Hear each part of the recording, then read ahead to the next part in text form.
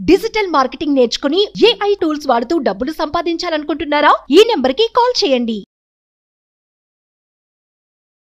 Welcome to Suman TV. నేను మీ anchor Nag. So ఈరోజు మనతో పాటు విజయ పెదనా గారు, psychologist and life coach, Rajitha Mynampally గారు అండ్ ఎడ్యుకేషనలిస్ట్ సుబ్బారావు గారు ఉన్నారు. దాంతోపాటు మా యాంకర్స్ కూడా ఉన్నారు. సో రీసెంట్గా మనం జరిగినటువంటి ఇన్సిడెంట్కి సంబంధించి న్యూస్ చూస్తూనే ఉన్నాము. సీరియల్కి సంబంధించినటువంటి యాక్టర్స్ చనిపోవటం అనేది ఇవాళ ప్రతి ఇళ్లలో దీనికి సంబంధించినటువంటి టాపిక్ మాట్లాడుకుంటూ ఉన్నారు.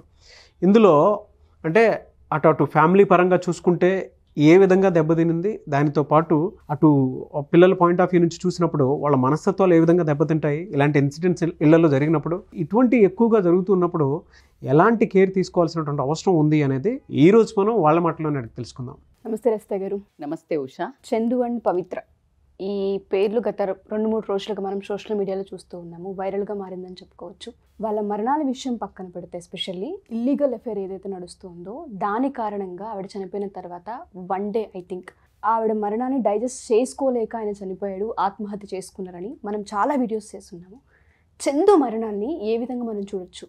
అసలు ఎంత ఇల్లీగల్ అఫైర్స్ అనేది ఎంత కామనే మనం ఎంత అనుకున్నా పెట్టుకోవడం సహజము అనే దాన్ని తీసుకెళ్తున్న తరుణంలో, అంటే ఇప్పుడు బహిర్గతంగా కూడా దాన్ని ఓపెన్గా యాక్సెప్టెన్స్ లెవెల్స్ పెంచుతున్నారు. ఎందుకంటే సుప్రీంకోర్టు అది ఇది అని పెంచడం వల్ల అంటే భయం లేకుండా ఒక ప్రవర్తన అయితే సాగుతోంది.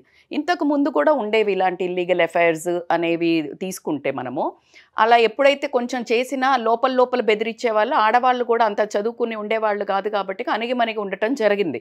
బెదిరించడం అయితే బెదిరించడం హీరోయిక్ అంటే ఏంటంటే బేసికల్గా ఇక్కడ చందుది మనం పర్టికులర్ కేస్ స్టడీ తీసుకున్నట్టయితే మరీ ప్రాణాంతకంగా వెళ్ళారు అని అంటే దాన్ని ప్రేమ, ఎంత సోల్మేట్స్ అనే ఒక ఎలివేషన్ కూడా కొంతమంది దగ్గర రావటం జరుగుతుంది. మరి ఈ ఎలివేషన్ని కొంతమంది చాలా ఒక వాళ్ళ వైపుకు మరల్చుకొని దీన్ని ఒక హీరోయిజం లాగా చూపించుకొని ఎవరైతే ఈ రిలేషన్లో పర్టిక్యులర్గా ఉన్నారో వాళ్ళది ఒక వే ఆఫ్ థింకింగ్ కానీ చూడటం కానీ, అబ్బా అసలు ప్రేమ అంటే అలా ఉండాలి. ఒకవేళ ఆల్రెడీ ఉన్నవాళ్ళు ఎవరైతే ఉంటే ఆ లేడీ ఎవరైతే ఉంటుందో ఆల్రెడీ ఇన్సెక్యూర్ పొజిషన్లో ఉంటుంది కాబట్టికే సో ఇలా బ్యాడ్ థింకింగ్ అయినా కూడా, నెగిటివ్ థింకింగ్ అయినా కూడా, బట్ వాట్ షీ థింగ్స్ నేను చనిపోతే గనక నువ్వు చచ్చిపోతావా ఆయనలాగా అని ఒక పర్టిక్యులర్ వాళ్ళు ఎప్పుడైతే ఫిజికల్గా ఒక ఏకాంతంగా ఉన్నప్పుడు అలాంటి కోరటం కూడా జరగడానికి ఆస్కారం ఉండే అంత సంఘటన ఇది, స్కోప్ ఉంది. యాక్చువల్గా ఇల్లీగల్ అఫైర్ అన్నది రాంగా రైటా అని మన జడ్జిమెంట్కి అసలు సంబంధమే లేదు ఉషా ఇక్కడ. ఎందుకు అంటే అది టోటల్లీ సనాతన కాలం నుంచి వస్తుంది. అది అది అది మనం మాట్లాడుకుంటూ పోతే అది వేరే స్టోరీ. బట్ ఇక్కడ ఏమైందంటే అప్పుడు ఎడ్యుకేషన్ లేకుండే లేడీస్కి కాబట్టికే వాళ్ళు గొంతెత్తి అరవకుండా అణిగిమణిగి ఉండాల్సి వచ్చింది. బట్ ఈ కాలంలో ఏమవుతుందంటే డివోర్స్ చేయటం, వెళ్ళిపోవటం వాళ్ళది వాళ్ళు అనేది జరిగింది. సో అలా కాకుండా ఇక్కడ కొంచెం దాని కోణంగా భిన్నంగా ఏంటంటే ఆ అమ్మాయి కుటుంబ పరంగా కానివ్వండి ఏదన్నా కానివ్వండి, శిల్ప కొంచెం ఓపిక, టూ మచ్ టాలరెన్స్ లెవెల్ ఉండటం వల్ల, ప్రేమ ఉండటం వల్ల ఈ అబ్బాయికి చందుకి ఏమైందనంటే ఏదైతే ఆ అమ్మాయి వీక్నెస్ ఈయనకి స్ట్రెంత్ అయింది. Because she doesn't go out of the way. వెళ్ళినా కూడా ఈమె హయాంలోకి వచ్చేసాడు మొత్తం. ఎందుకు అనే కారణాలు మనకి నన్ ఆఫ్ అవర్ బిజినెస్ అని అంటాను నేను. ఎందుకు అంటే దానికి ఒకటి ఫిజికల్ లస్ట్ ఉండే వాళ్ళు చెప్తారు, బలుపెక్కి కొవ్వెక్కి అంటారు. రెండో వాళ్ళు వచ్చేసి ప్రేమ, ఆ సంఘం వాళ్ళు చెప్తారు ఎంత ప్రేమ, ఎంత సోల్మేట్స్ అంటారు. లేదు ఇంకొక వర్గం వచ్చేసి అప్పుడు ఆయన పడిపోతున్న టైంలో ఆయనకి ఇచ్చింది కాబట్టి, స్కోప్ ఇచ్చింది కాబట్టి మూవీ ఇండస్ట్రీలో, వాట్ ఎవర్ ద ఫిల్మ్ ఇండస్ట్రీలో, సో కాబట్టి అతనికి గ్రాటిట్యూడ్ అంటారు. మీరు ఏది ఏ యాంగిల్లో తీసుకున్నా తప్పే. అట్ ద సేమ్ టైము నువ్వు ఆ కాన్షియస్ అంటే సెన్సెస్ అన్నీ కోల్పోయి ఆయన ఈమెకి మొత్తం అంటే లైక్ వాళ్ళిద్దరూ సోల్మేట్స్ అని వాడడం నాకు ఇక్కడ కొంచెం ఇబ్బందికరమైన వాడాల్సి వస్తుంది. ఎందుకంటే ప్రొద్దున లేచినప్పటి నుంచి దే ఆర్ టుగెదర్ అంటే ఆమె ఒక సంఘటన నుంచి బ్యాక్గ్రౌండ్ నుంచి వచ్చింది, పెయిన్ఫుల్ హిస్టరీ ఉంది అంటున్నారు. అది ఎంతవరకు మళ్ళీ బాగానే ఉన్నామంటున్నారు మనకు అది కూడా తెలియదు. సో ఈ ఎమోషనల్ బాండింగ్ ఎక్కువైంది. నాకు దెబ్బ తగిలింది, నీకు దెబ్బ తగిలింది, జోగి రాసుకుంటే బూడిద రాలింది. సో నాకు ఇక్కడ ప్రొఫెషనల్ కష్టాలు ఉన్నాయి, ఈమెకి వచ్చేసి హస్బెండ్ దగ్గర ఎమోషనల్ కష్టాలు ఉన్నాయి. సో ఈ రెండు కలిపి ప్రాపర్ సెటప్ ఏర్పడింది. సో ఒక్కరికొకరికి వాక్యూమ్ ఏదైతే ల్యాకింగ్ ఉందో బోత్ ఆర్ లైక్ మంచిగా పేరప్ అయ్యిండ్రు. దానికి వాళ్లకు బయటకి కను తిప్పి చూసే తప్పు అని చెప్పుకోలేనంత ఆ రంగుల ప్రపంచంలోనే ఉండటం జరిగింది. When they are away from the society కొంచెం ఇబ్బంది అయ్యేది. వాళ్ళు ఉండేది ఏంటంటే it is behind the camera, అక్కడంతా ఇవన్నీ జాయజ్, like it is very common. The పక్కన ఇంకొక రంగుల ప్రపంచంలో everybody has that affairs. So it is a quite common అనటం వల్ల వాళ్ళకి ఆ గిల్ట్ని కూడా ఎక్కువ వాళ్ళకి తీసుకోలేదు, వాళ్ళకి రాలేదు, అసలు ఆ ప్రాబ్లం రాలా. ఎప్పుడైతే ఆవిడ చనిపోయిందో sudden shock of his life ఆగిపోయింది. బికాజ్ ఇప్పుడు ఈయన రియల్ ప్రపంచాన్ని ఫేస్ చేయాలి. గిల్ట్, షేమ్ అయి ఉండొచ్చు, ఏదైనా కావచ్చు. ఇలాంటి ఉద్దేశంతో ఫేస్ చెయ్యలేక అతను చనిపోయాడండి. కానీ దీని మెసేజ్ ఏంటంటే ఆ సూసైడ్ చేసుకోకుండా డ్రిఫ్ట్ అయ్యి పిల్లల వైపు వంక తప్పితే కనీసం మానవత్వంగా ఒక మనిషిగా మిగిలేవాడు. అంటే ఈ చేసిన తప్పుకి ప్రాయశ్చిత్తం అంటారు కదా, అది ఒక మెసేజ్ అన్న ఉండేది. కానీ ఎటు పోయినా మళ్ళీ ఫ్యామిలీ దిక్కు అనే ఒక మెసేజ్ అయితే ఉండేది. ఇక్కడ దీన్ని హీరోయిక్గా చనిపోవడం అనేది నేనైతే ఖచ్చితంగా మూర్ఖత్వం కిందనే, ఎవరైతే గొంతెత్తి అసలు ఎవరు అంత ప్రాణం, ఒకళ్ళు చూశానండి నిన్న మనం చేసిన వీడియో ఒక కమెంట్ పెట్టాడు, ఎవరండి అలా ప్రాణం వదులుతారు, ఎంత ధైర్యం ఉండాలి అన్నాడు. ఒరే బాబా, ప్రాణం ఉండేది ధైర్యం కోసం కాదు, వాడు పిరికివాడై చచ్చిపోయాడు, ధైర్యం కాదు. ఎందుకంటే సమాజాన్ని ఏ మొహం పెట్టుకొని రేపు నేను నా భార్య దగ్గరికి పోవాలి, నా పిల్లల దగ్గరికి పోవాలి, మా అమ్మ నాన్న దగ్గరికి పోవాలి, ఇండస్ట్రీకి పోవాలి, because it has bursted topic. ఇన్ని రోజులు భార్యాభర్త అనే ఎవరికి అంత తెలియదు, ఈయనకు ఒక పెళ్ళైంది, పిల్లలు ఉన్నారని. Now he's image has gone out, so he doesn't have that guts to face the society or family members.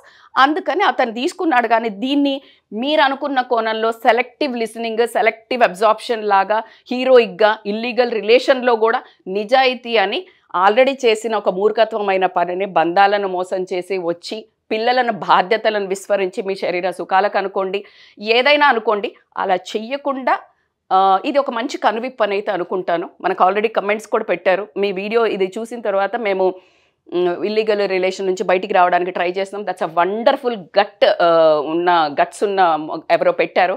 I really admire and we love to see that kind of comments ఇంకా కూడా అని నేను expect చేస్తున్నాను Usha. So బేసికల్గా దీన్ని ఎట్టి పరిస్థితుల్లో ఈరోజు సుమన్ టీవీ వాళ్ళు always they taken efforts to give one message to the conclusion to this. అంటే మీరు ఎంతసేపు చనిపోయిన దాని మీద ఏం వ్యూస్ కోసం చేస్తున్నారని చాలామంది రాస్తుంటారు, బట్ దట్ని నేను ఎంకరేజ్ చేయను.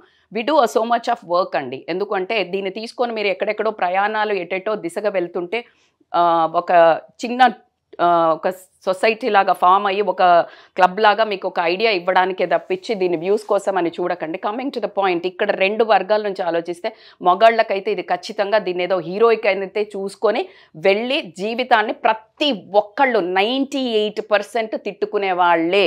Chandu is not a heroic performance here. He did a lot of mistake, చాలా తప్పులు చేశాడు. ఫైనల్ మిస్టేక్ ఇది, బాధ్యతను విస్మరించిపోవడము, తల్లిదండ్రులది, పిల్లలది, భార్యది, సమాజానికి ఒక బ్యాడ్ మెసేజ్ అయితే ఇచ్చిపోయాడు.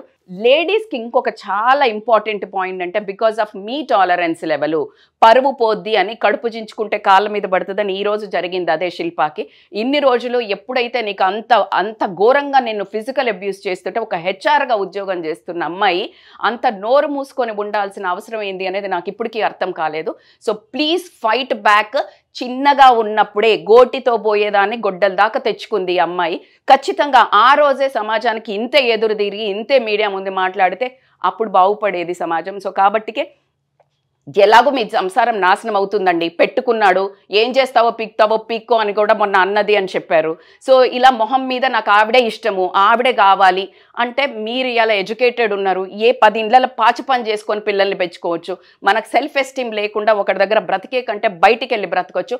లేదు అన్న విషయంలో గల్ల పట్టుకొని అడిగే ధైర్యం అమ్మాయిలకి ఇంకా రాలేదు అంటే 2024 it's shame on us. So కాబట్టికే ఖచ్చితంగా just fight back to the society. Because మీకు ఇంత మీడియా సపోర్ట్ ఉన్నాక ఎందుకమ్మా భయపడుతున్నారు? Too much tolerance is always too dangerous అని మరొకసారి ప్రూవ్ అయింది. సో అమ్మాయిలు ఫైట్ బ్యాక్, అబ్బాయిలు బీ కేర్ఫుల్.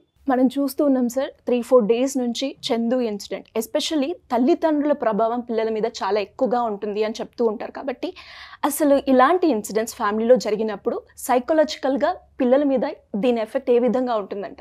ఇది చాలా అత్యంత దారుణమైనటువంటి సంఘటన అండి. దురదృష్టవశాత్తు ఏమవుతుందంటే ఈ రోజున చాలా చోట్ల ఇవి రిపీట్ అవుతూ ఉన్నాయి.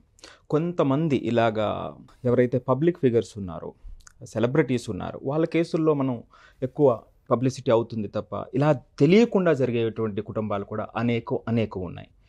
సో ఒక కుటుంబంలో మరణం అనేటువంటిది తీరని శోకాన్ని ఇస్తుందండి ఆ కుటుంబానికి.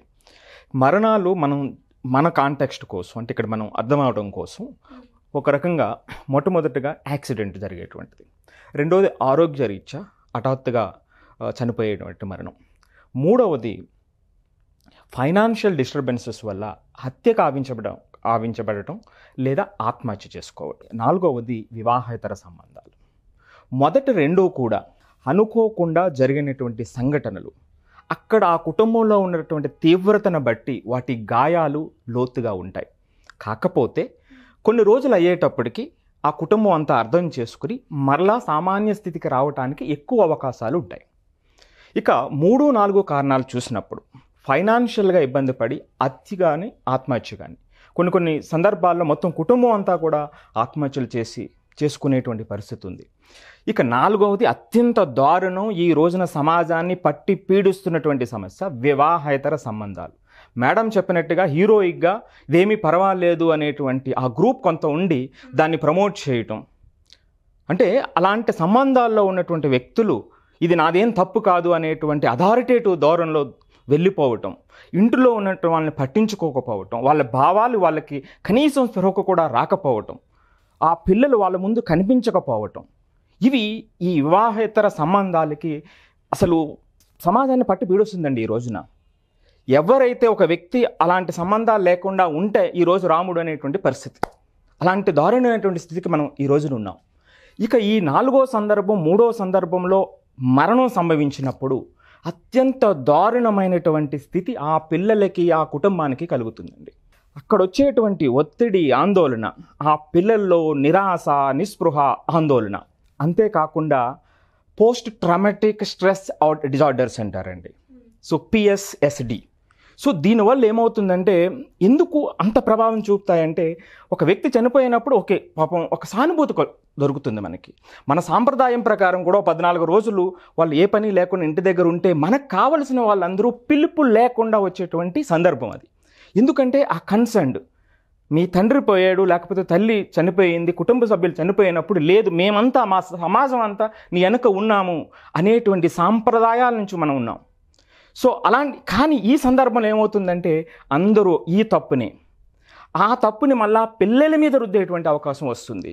వాళ్ళు పెరిగేటువంటి క్రమంలో అరే వీడు తెలిసో తెలియక చిన్నపిల్లలు తప్పు చేసినటువంటి సందర్భంలో అరే వీళ్ళ నాన్న ఇలా, వీళ్ళమ్మ ఇట్లా అనేటువంటిది క్యారీ అయ్యి ఆ మనసు మీద చిదిమేస్తుందండి. గాయం ప్రతిసారి తగులుతూనే ఉంటుంది. ఆ తగిలేటువంటి సందర్భంలో ఆ పిల్లలు ఏ దారి అయినా చూస్ చేసుకునేటువంటి అవకాశం ఉంటుందండి. కొంతమంది, అతి తక్కువ మంది లేదు దీన్ని ఛాలెంజింగ్గా తీసుకుని నేను ముందుకెళ్ళాలి, వీటిని నా వైపు తగలకుండా ముందుకెళ్ళాలనుకునేటువంటిది చాలా తక్కువ పర్సంటేజ్ అయితే, అతి ఎక్కువ పర్సంటేజు వేరే వ్యాపకాలలో మునిగిపోయి వాళ్ళ జీవితాన్ని కూడా ముంచేసుకునేటువంటి అవకాశం ఉంటుంది తెలియనటువంటి తనంతో. సో కాబట్టి అతి ముఖ్యంగా అందరూ కూడా గమనించాల్సినటువంటిది వివాహేతర సంబంధం అలాంటిది ఏదైనా ఉన్నట్లయితే కళ్ళు తెరవండి ఇప్పుడికైనా. ఒక్కసారి పిల్లల్ని చూడండి. ఇప్పుడు నాగరాజు గారు చెప్పేటట్టుగా పాజ్ చేయండి మీ జీవితాన్ని. ఒక్కసారి ఆ స్టెప్ తీసుకుంటే ఏం జరగబోతుందో ఫ్యూచర్ని ఒకసారి చూడండి, అప్పుడు మీ స్టెప్ను వేయండి. సో కాబట్టి అంతేకాకుండానండి ఈ వ్యక్తులు మరణించినప్పుడు ఫైనాన్షియల్గా ఆ ఫ్యామిలీ అత్యంత దారుణమైనటువంటి పరిస్థితులకు పడిపోతుంది. ఎప్పుడైతే ఫైనాన్షియల్గా పడిపోయిందో ఆ సందర్భంగా వాళ్ళందరికీ కూడా ఆ సెల్ఫ్ ఎస్టీమ్ అనేటువంటిది చాలా లో అయిపోతుంది. వాళ్ళ జీవితం లిమిటెడ్ ఆపర్చునిటీస్కి వెళ్ళిపోతుంది. సో ఇలాంటి సందర్భంలో కొన్ని సందర్భాల్లో పెద్దవాళ్ళ నుంచి, అంటే గ్రాండ్ పేరెంట్స్ నుంచి, వేరే కుటుంబం నుంచి, సభ్యుల నుంచి ఒక సపోర్ట్ దొరికితే ఓకే. కానీ ఈ రోజున న్యూక్లియర్ ఫ్యామిలీస్లో అది కూడా దొరకనటువంటి సందర్భాలే ఎక్కువ ఉన్నాయండి. సో కాబట్టి ప్రతి ఒక్కరూ కూడా ఇది ఎవరు చందు పవిత్ర వీళ్ళు ఆ శిల్ప వ్యవహారం అని కాదండి. సో ఇది జరిగింది. సో ఇలాంటి సంఘటనల నుంచి మనం నేర్చుకొని అక్కడ ఉన్నటువంటిది ప్రేరణ. సో అలాంటి సందర్భం ఎదురైతే ఎటువంటి జాగ్రత్తలు తీసుకోవాలనేటువంటి ఆలోచన ధోరణిలో ఉండాలి అనేటువంటిది మన ఉద్దేశం తప్ప దాన్ని మరలా వేరే రకంగా చెప్పడం అనేటువంటిది కాదండి. ఎస్పెషల్లీ ఇలాంటి ఇన్సిడెంట్స్ ఫ్యామిలీలో జరిగినప్పుడు పిల్లల మీద దీని ప్రభావం ఎలా ఉంటుంది సార్? పర్టికులర్లీ అండి, ఇప్పుడే మనం చెప్పుకున్నాం, వాళ్ళకి ఒక ఒత్తిడి పెరిగిపోతుంది, జీవితం మీద ఒక నిరాశ వస్తుంది, చుట్టుపక్కల సమాజం కూడా ఒక ముద్ర వేస్తుంది, వీడు ఇటువంటి కుటుంబం నుంచి వచ్చాడు అనేటువంటిది. ఈ ఒత్తిడి ఏం చేస్తుందంటే అకాడమిక్ పెర్ఫార్మెన్స్ని కంప్లీట్గా డిక్లైన్ చేస్తుంది. ఎందుకు చేస్తుంది? అసలు మనం దృష్టి పెట్టాలి కదండి. సో ఆ ఫోకస్ లేకపోతే ఏమవుతుందంటే అసలు మనం ఫోకస్ లేనప్పుడు ఏం చెప్పినా ఏం చదివినా ఎక్కనటువంటి పరిస్థితి. సో మనం ఎంత చెప్పినా సరే, ఎంత జాగ్రత్తలు చెప్పినా సరే, ఈ ఆలోచనలు పాపం ఆ పశు హృదయాలలో తిరుగుతూనే ఉంటాయండి చిన్నపిల్లలైనప్పటికీ కూడా. సో కాబట్టి అకాడమిక్ యాక్టివిటీ అనేటువంటిది తగ్గిపోతుంది, అది డిక్లైన్ అవుతుంది. ఎప్పుడైతే తగ్గిపోయి డిక్లైన్ అయ్యిందో అప్పుడు సమాజం నుంచి, అంటే అతను ఉన్నటువంటి ఆ క్లాస్ నుంచి లేదా స్కూల్ నుంచి అతను సెకండరీ స్టూడెంట్ స్థాయికి వచ్చేస్తాడు. అంటే ఇతను చదువు కూడా చదవట్లేదు, ఆ విద్యార్థి చదువు కూడా చదవట్లేదు అనేటువంటి, అంటే ఆ ఎప్రిషియేషన్ లేకుండా పోతుంది. సో ఎప్పుడైతే ఎప్రిషియేషన్ లేదో ఆటోమేటిక్గా అది అపసవ్య దిశలో వాళ్ళ ప్రయాణం కొనసాగుతూ ఉంటుంది. సో ఎప్పుడైతే అపసవ్య దిశలో కొనసాగిందో వీళ్ళు ఏం చేస్తారంటే మిగిలిన వాళ్ళతో కలవటం కూడా తగ్గిపోతూ ఉంటారు, ఐసోలేట్ అయిపోతారు. సో ఈ ఐసోలేట్ అయిన సందర్భంలో కొన్ని కేసెస్లో కొంతమంది పిల్లలు ఎక్స్ట్రీమ్ కేసెస్ కూడా వెళ్ళిపోయేటువంటి ఛాన్సెస్ ఉంటాయి. సో డ్రగ్ అబ్యూజెస్ ఉంటాయి. సో డ్రగ్స్ తీసుకోవడం కానివ్వండి, లేదా వేరే యాక్టివిటీస్లో ఇన్వాల్వ్ అయిపోవడం కానివ్వండి, ఏదో రకంగా నేను వెళ్ళాలి అనేటువంటిది, వేరే వాళ్ళతో సంబంధం ఉండదు, షేర్ చేసుకునేటువంటిది తగ్గిపోతుంది. సో కాబట్టి ఇది చాలా చాలా జాగ్రత్తగా చూడవలసినటువంటి అంశం అండి. ఆ సపోర్టింగ్ వ్యవస్థని ఇవ్వగలగాలి వాళ్ళకి ఇలాంటి సందర్భాలలో. విజయపెద్దన గారు, అంటే ఓవరాల్ ఇన్సిడెంట్ చూసిన తర్వాత అటు రజిత గారు మాట్లాడిన విధానం కానివ్వండి, లేదంటే ఇటు సుబ్బారావు గారు మాట్లాడిన విధానం కానివ్వండి, ఈ రెండు అనాలిసిస్ చేసి చూసిన తర్వాత మీకేం అనిపించింది? అంటే ఇటువంటి ఇన్సిడెంట్స్ వీటికి అసలు కన్క్లూషన్ ఏంటి, అంటే ఎలా తీసుకోవాలి? అండ్ దాంతోపాటు సోషల్ పాయింట్ ఆఫ్ వ్యూ నుంచి చూసేటప్పుడు ఎలాంటి పరిణామాలకి దారితీసేటువంటి విషయాలు ఇవి, దాన్ని ఎక్కడ కన్క్లూడ్ చేయాలి అసలు? ఇలాంటి విషయాలు మనం చూస్తే అండి, ఇప్పుడే మొదలైంది కాదు, తర్వాత ఆగిపోయేది కాదు, ముందు లేనిది కాదు. సో కాబట్టి ఇవేంటంటే నడుస్తూనే ఉంటాయి. కాకపోతే నడిపించే వాళ్ళు ఏమనుకుంటారంటే ఇది మా ఇష్టం, మాకు సంబంధించిన నిర్ణయం, ఎవరికి దీంతో పని లేదు అని. మనం యాజ్ ఏ పర్సన్ జడ్జ్ చేయాలంటే కూడా ఎవరి ఇష్టం ప్రకారం వాళ్ళు వెళ్తారు, వాళ్ళ పరిస్థితులు ఏంటి అనేది మాట్లాడతాం. కాకపోతే ప్రతి దానికి అండి సమాజం అనేది ఒకటి. మనిషి సోషల్ యానిమల్, సంఘజీవి. ఒక్కడే బ్రతికి ఆ ఇంట్లో 4 గోడల మధ్య నువ్వు ఉన్నప్పుడు నువ్వేం చేసినా నీకు చెల్లుతుంది. బట్ నువ్వు చేసే పని సమాజం మీద కూడా ఒక ప్రభావం చూపుతుంది అనుకున్నప్పుడు మనం ఎలా మనిషి సంఘజీవిగా ఎలా బ్రతకాలి అనటానికి మనమే కొన్ని రూల్స్ పెట్టుకున్నాం. ట్రాఫిక్ రూల్స్ పెట్టుకున్నట్టు ఇప్పుడు రెడ్ లైట్, గ్రీన్ లైట్ పెట్టి ఆరెంజ్ లైట్ పెట్టింది ఎందుకు? మనకి అడ్డదిడ్డంగా 4 రోడ్ల కూడల్లో ఎలా పడితే వాళ్ళు అలా వచ్చేసి యాక్సిడెంట్లు జరగకుండా, ప్రాణ నష్టం జరగకుండా ఉండటం కోసం, మన బాగు కోసం, మన సేఫ్టీ కోసం మనం ట్రాఫిక్ రూల్స్ అనేది పెట్టుకున్నాం. అలాగే వివాహానికి వచ్చేసరికి నలుగురిని పిలిచి వేద మంత్రాల సాక్షిగా పబ్లిసిటీ ఏం చేస్తున్నాం మనం? ఈ అమ్మాయితో నేను కలకాలం ఉంటాను, ఈ అబ్బాయితో నేను జీవితాంతం ఉంటాను, పలానా కొన్ని విషయాలకు లోబడి, అంటే చక్కగా బాధ్యతగా అన్ని విషయాలలో ఇద్దరం కలిసిమెలిసి ప్రయాణిస్తాము, కష్టంలో సుఖంలో అని ఒక ప్రమాణంలాగా తీసుకుని మనం ప్రయాణాన్ని, వివాహ బంధాన్ని కొనసాగిస్తున్నాం. అయితే ఇక్కడ ఏమవుతుంది? నైతికంగా, మోరల్గా నువ్వు చేసే పని తప్పా రైటా అనే క్వశ్చన్ వస్తుంది. అంటే ఎవరికి నచ్చినట్టు వాళ్ళు ఉండొచ్చు, ఇక్కడ అనిపించింది చేస్తాను, ఇక్కడ అనిపించింది చేస్తాను అంటే కుదరదు. నైతికత అంటే మనం చేసే పని పక్కన వాళ్ళ మీద ఎలాంటి ప్రభావం, పక్కన వాళ్ళు కూడా తీసేద్దాం మనం. ఎందుకంటే ఇవాళ ఎవరు పక్కన వాళ్ళ గురించి పట్టించుకునే స్థితిలో లేరు. మన పిల్లల మీదే మనం సమాజానికి ఏం మెసేజ్ ఇస్తున్నాం అన్నది తీసేయండి. ఇంట్లో పిల్లలకి ఏం మెసేజ్ ఇస్తున్నాం? ఎక్కడో దాకా వద్దు, ఇంట్లోనే. సో ఇప్పుడు ఇలా జరుగుతున్నప్పుడు ఇప్పుడు ఇదే వ్యక్తి ఒక అతను వివాహేతర సంబంధం ఉన్నప్పుడు, సరే ఈ కేసు గురించి మాట్లాడుతున్నప్పుడు ఈ భార్య స్థానంలో ఉన్నవిడ కూడా ఇలాంటి స్టెప్స్ తీసుకుని ఉంటే ఎలా చూసేది సమాజం? నీకేమనిపించేది? అసలు అంటే వెరీ వ్యాలిడ్ పాయింట్ అండి. అంటే చాలామందికి భర్త ఇలా చేస్తున్నాడు అనుకున్నప్పుడు భార్య తిరిగి నువ్వు చేసేది నేను చేస్తే ఎలా ఉంటుందని చెప్పేసి క్వశ్చన్ చేస్తే, సో మీరు చెప్పింది కరెక్టే నాగరాజు గారు. ఎవరికి వాళ్ళు అది పర్సనల్గా దాన్ని వాళ్ళ జీవితంలోకి అన్వయించుకుని చూసుకోగలగాలి. అంటే ఎవరైతే ఇప్పుడు ఒక అతను వివాహేతర సంబంధానికి అట్రాక్ట్ అవుతూ ఆ ఊబిలో పడిపోతున్నాను, ఇంకా ఏం డెసిషన్ అనేది తీసుకునే ముందల ఒక్క నిమిషం ఆగి, ఇదే పని నా భార్య చేస్తే నేను ఎలా ఫీల్ అవుతాను, నా పిల్లల దృష్టిలో నేనేమవుతాను, నేను పక్కన వాళ్ళకి సొసైటీలో నా గుర్తింపు ఎలా ఉండబోతుంది అనేది గనక ఆలోచించినప్పుడు ఎంతో కొంత ఇలాంటి విషయాలు తగ్గే అవకాశం ఉంది. సో ఇంకొకటి, మనం ఓవరాల్గా చూసుకుంటే గనక ఇందాక సుబ్బారావు గారు చెప్పారు పిల్లల మీద ఎట్లాంటి ఎఫెక్ట్ అనేది ఇప్పుడు అందరిలోకి ఎవరు ఎలా ఉన్నారు పక్కన పెడితే ఈ ప్రస్తుతం మనం మాట్లాడే కేస్ స్టడీ విషయంలో చూసుకుంటే అందరికంటే ఎక్కువ వల్నరబుల్ పొజిషన్లో ఉంది, దయనీయ స్థితిలో ఉంది పిల్లలని చెప్పుకోవచ్చు. అవును, స్కూల్లో సొసైటీ నుంచి పెరిగేటప్పుడు బుల్లింగ్ కానీ, వీళ్ళ నాన్న అట్లాంటాడని కానీ, వీళ్ళమ్మ అదేంటి నిలబడలేకపోయిందని కానీ, సెల్ఫ్ ఎస్టీమ్ అని చెప్పారు రజిత గారు. అంటే ఏంటి, ఇప్పుడు వాళ్ళకు ఒక పాప ఉంది, ఈ పాపకి తల్లిగా ఆవిడ ఏమి చెప్పారు అంటే మగాడు ఎన్ని తిరుగుళ్ళు తిరిగి ఎక్కడ ఉండొచ్చినా నువ్వు అణిగిమణిగి ఉండాలి అనేది రేపు వాళ్ళ పాపకి మెసేజా ఏంటనేది కూడా పిల్లలు తల్లిదండ్రులను చూస్తూ పెరుగుతారు. మనం ఎంత చెప్పామన్నది కాదు, ఏం చేస్తున్నాం అన్న దాన్ని బట్టి పెరుగుతారు. సో ఇలాంటి విషయాలు ఒక్కళ్ళు చేసే తప్పు వల్ల అండి ఎంతమందికి ఎన్ని రకాలుగా క్షోభ ఇలాంటివి ఉంటాయో చూడండి. ఒక్కళ్ళు చేసే తప్పు వల్ల కుటుంబంలో ఒక్క తప్పు చేస్తే ఓడలు బళ్ళు అయిపోతాయి. ఇలా ఉన్నప్పుడు ఎలాంటి నిర్ణయం తీసుకోవాలి అసలు?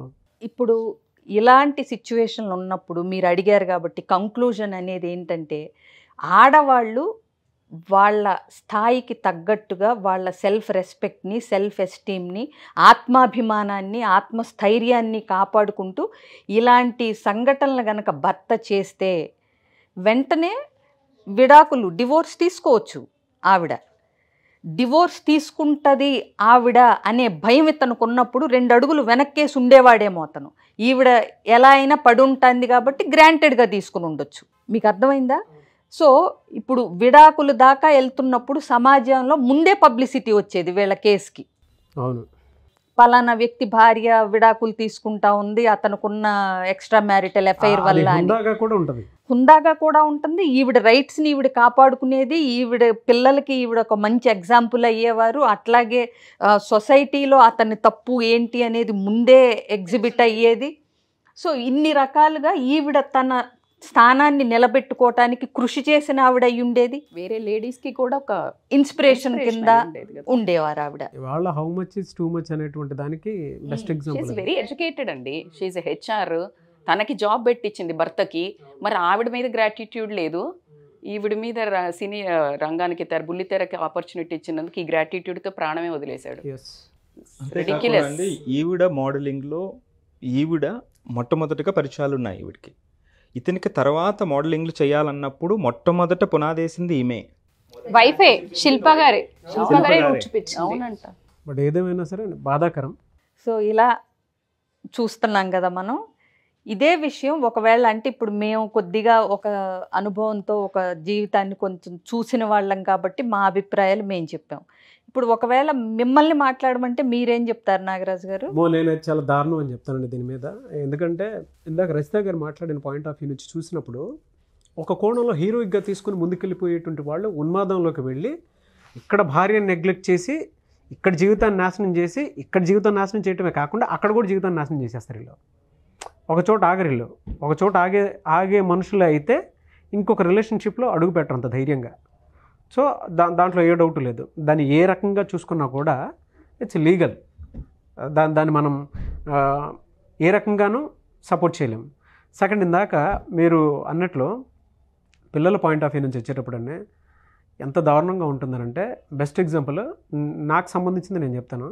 మా ఇంట్లో మా అక్క బావ వాళ్ళ గొడవలు జరిగినప్పుడు నేను నెక్స్ట్ డే ఎగ్జామ్ అని అంటే దాని ఎఫెక్ట్ నా మీద చాలా బలంగా పడేది. అంటే రాయడానికి కూడా నాకు మనసు సహకరించేది కాదు.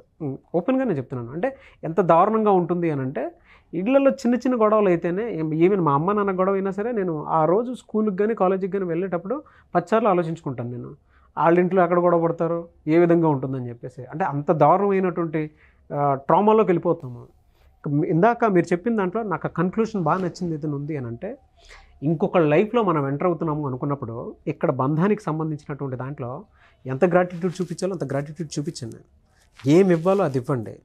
లేదు నాకు నా మనసుకి ఇది కరెక్ట్ కాదనిపిస్తుంది, నేను వేరే వాళ్ళ షూలోకి నేను అడుగు పెడదాం అనుకుంటున్నాను అని చెప్పి హుందాగా ఇక్కడ ఏమి ఇవ్వాలో అది ఇచ్చి ఎంతవరకు చెప్పాలో చెప్పి నచ్చ చెప్పుకొని ఒక రిలేషన్షిప్ని బ్రేక్ చేసుకుని అవతల వైపు వెళ్తే చాలా బాగుంటుంది. అలానే కాకుండా ఈ ఈ ఈ పిల్లల జీవితాలు నాశనం చేసేసి, వీళ్ళని నమ్ముకొని వచ్చిన వాళ్ళ జీవితాలు నాశనం చేసేసి, దాని తర్వాత ఇంకొకళ్ళ జీవితంలోకి ఎంటర్ అయ్యేటప్పుడు వాళ్ళ జీవితాలు నాశనం చేసేసి, ఒకడి వల్ల 3 ఆస్పెక్ట్లో జీవితం నాశనం అవుతుంది. ఎగ్జాక్ట్లీ అండి. మీరు అన్న పని చేస్తే ఇవాళ మనం ఇది ఇలాంటి మాట్లాడే సందర్భాలే రావు అసలు. ప్లస్ ఇంకొకటి చక్కగా లీగల్గా ఓపెన్గా గౌరవంగా నీ రెండో ప్రయాణాన్ని కొనసాగించవచ్చు. అప్పుడు అది ఎఫ్ఐఆర్ కింద అవ్వదు, ఈవిడ్ని అన్యాయం చేసినట్టు అవ్వదు, అన్ని రకాలుగా బాగుంటుంది కదా. ఎవరు తెలుసా అండి మ్యామ్, అవ్వ కావాలి బువ్వ కావాలి అని ఇక్కడ ఇది కావాలి ఇమేజ్, అంటే పెళ్ళైన వాడితో ఉన్నట్టు, బట్ మళ్ళీ ఈ రొమాంటిక్ లైఫ్ కూడా కావాలి. ఏదో ఒకటి అన్నప్పుడు చూస్ చేసుకోలేకపోతున్నారు వీళ్ళు. అదే ఈ రెండు కావాలనుకునే వాళ్ళకి hybrid relationship. Exactly hybrid relationship I can say. Shri గారు, ఇప్పటి వరకు మనం మాట్లాడుకున్నాం, చాలా విషయాలు మాట్లాడుకున్నప్పుడు మీ వెర్షన్లో ఏం చెప్తారు పిల్లల విషయం గురించి? అంటే ఇప్పుడు దాకా మనకి జరిగిన గ్రూప్ డిస్కషన్ నుంచి సార్ అంటే ఒకరు డైవోర్స్ తీసుకుంటే బెటర్ ఆప్షన్ అని మనకి మేడం గారు చెప్పడం జరిగింది. ఇంకొకరు ఆ మూమెంట్ని అక్కడే స్టాప్ చేస్తే బాగుండు అని. కానీ ఒక్కసారి చూస్తే ఏ ప్రభావం పేరెంట్స్ ఏ విధంగా ఉంటే దాని ఇంపాక్ట్ పిల్లల మీద ఉంటుంది, అది మంచి అయినా చెడైనా.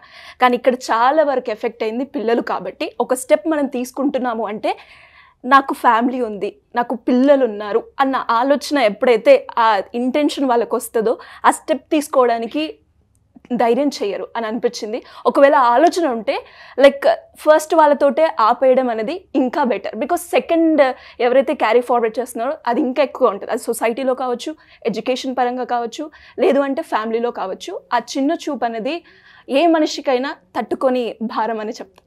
కరెక్ట్ అండి. ఆ ప్రమాదాన్ని చాలా వరకు తగ్గించిన వాళ్ళం అవుతాం. ఏ కేసులో అయినా ప్రమాదం అయితే ఉంటుంది, ఇక ఆ సందర్భంలో ప్రమాదాన్ని నివారించలేం కానీ తగ్గించగలం.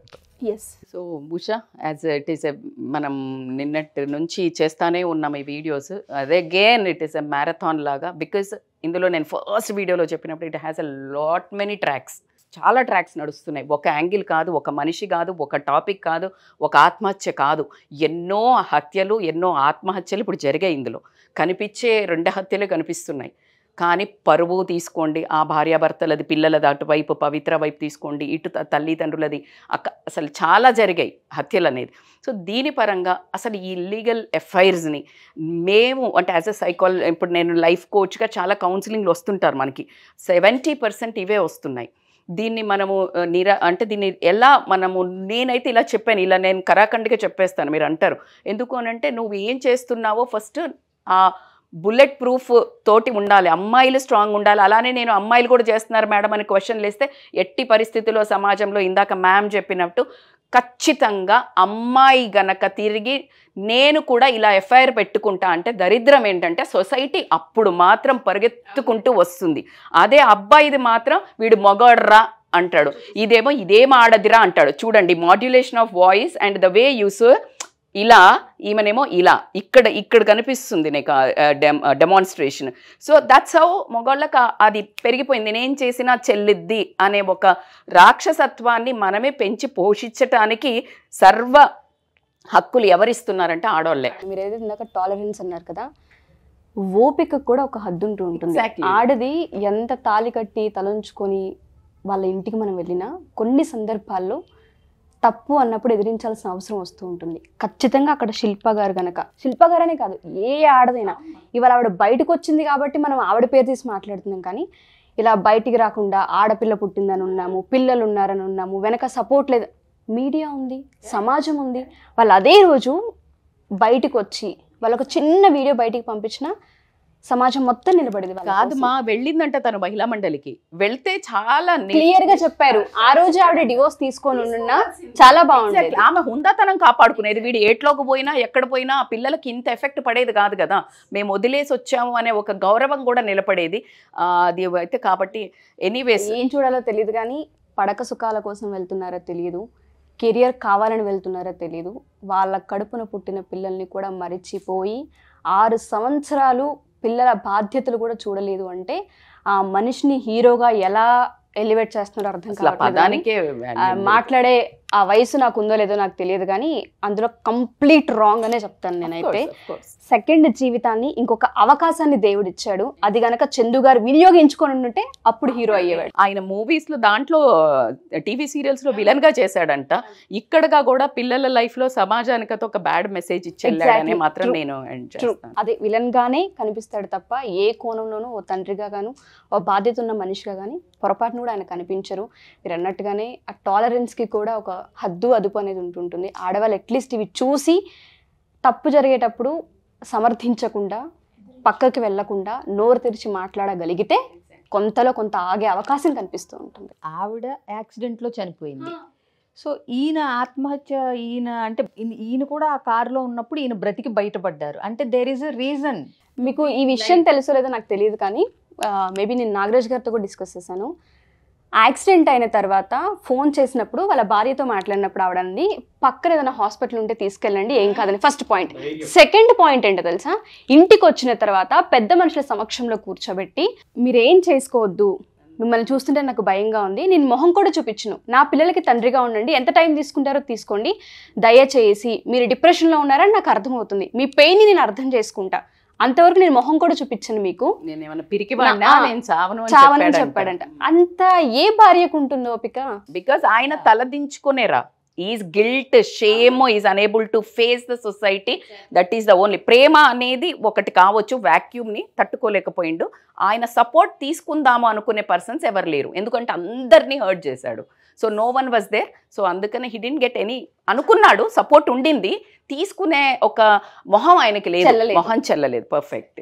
ఏదైనా భగవంతుడు ఇచ్చిన అవకాశాన్ని సద్వినియోగం చేసుకుని ఆయన మారిన మనిషిగా, భర్తగా, కొడుకుగా, తండ్రిగా ఇన్ని పాత్రలు పోషించాల్సిన బాధ్యత ఉంది. అంటే కనపడుతున్నారు కదా వీళ్ళందరూ పాత్రలు తీసుకుని ఉంటే అట్లీస్ట్ ఆవిడ చావు కన్నా ఒక అర్థం ఉండేది. ఆవిడ చనిపోయింది కదా, సో ఆవిడ పాత్ర అయిపోయింది అక్కడతో. ఈయన లైఫ్లో ఈయన పాత్ర కంటిన్యూ చేయాల్సింది, ఈయన బాధ్యతల్ని. కంప్లీట్ ఫ్యామిలీ ఎడ్యుకేషన్ అండి. మా ఒపీనియన్ ఇది. మీ ఒపీనియన్ ఏంటి అనేది మీరు కింద కామెంట్ బాక్స్లో పోస్ట్ చేయండి. ఏదైనా సరే సమాజంలో ఒక మంచి కోసమే మీతో పాటు మేము ఉన్నాము. అండ్ మాకు సలహాలు సూచనలు మీరు పంపించాలనుకున్నా కూడా పంపించవచ్చు. అండ్ మీ ఒపీనియన్ ఏదున్నా సరే కింద షేర్ చేయొచ్చు. Anyways thank you so much ma'am. Thank you so much అండి. Thank you.